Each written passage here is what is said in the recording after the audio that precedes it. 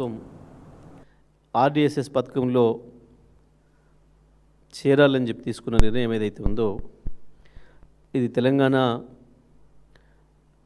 రైతుల పాలిటనే కాదు, తెలంగాణలో ఉచిత విద్యుత్ పొందుతున్న అన్ని వర్గాల ప్రజలు, దళితులు, గిరిజనులు, లబ్ధిదారులందరి నెత్తున కూడా పిడుగుపడబోతూ ఉంది.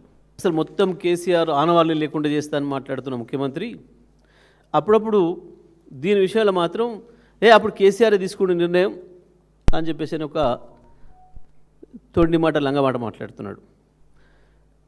కానీ ఈ పథకాన్ని కేసీఆర్ తీవ్రంగా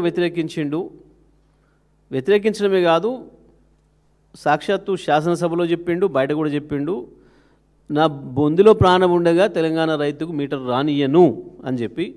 ఇవి ఆనాటి స్టేట్మెంట్లు. ఉత్తరప్రదేశ్లో పెద్ద ఎత్తున మహిళలు,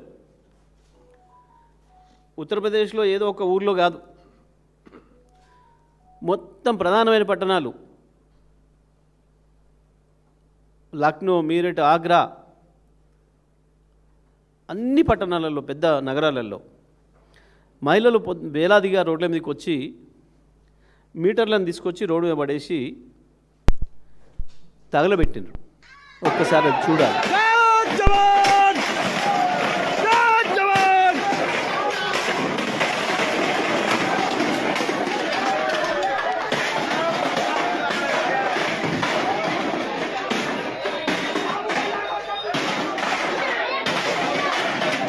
అవన్నీ మీటర్లు. ఉత్తరప్రదేశ్లో ఆర్డిఎస్ఎస్ పథకం కింద బీజేపీ ప్రభుత్వం తీసుకొచ్చి పెట్టిన మీటర్లు, స్మార్ట్ మీటర్లు అంటారు వాటిని.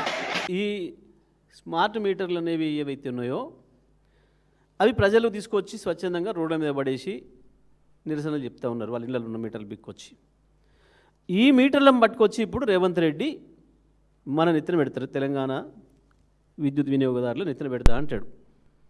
ఎక్కడనో పెడతారు అనుకునేరు, అందరి ఇళ్ళకి వస్తాయి, ప్రతి ఇంటికి.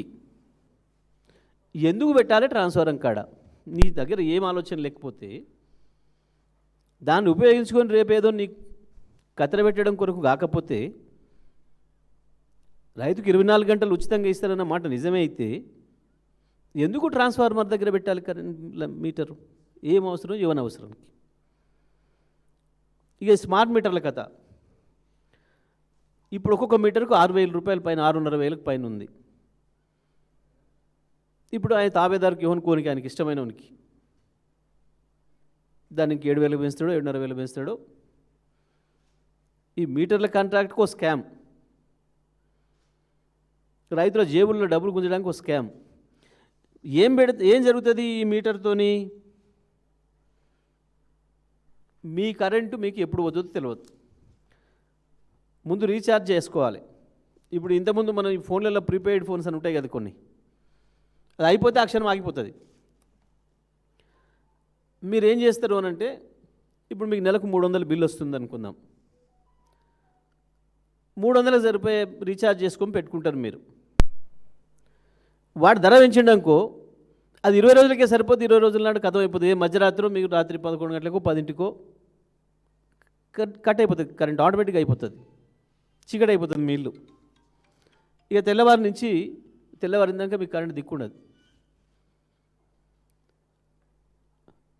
మళ్ళీ మీరు పైసలు సంపాదించుకొని వానికి దాంట్లో కొట్టి మళ్ళీ నాకు ఇంత మళ్ళీ 10 రూపాయలదో, 20 రూపాయలదో, 50 రూపాయలదో మీకు వెళ్ళిందని బట్టి ఈరబాబు అంటే ఇవ్వాలి. అంటే పేద ప్రజలకి చీకటి బతుకులు తప్ప ఇది పేదలను ఉద్ధరించడానికో, పేదల్ని బాగు చేయడానికో తెచ్చే స్కీమ్ కాదు. మొన్న వాళ్ళ గురువుగారు మోడీ గారు అడిగిపోయారు కదా వచ్చి,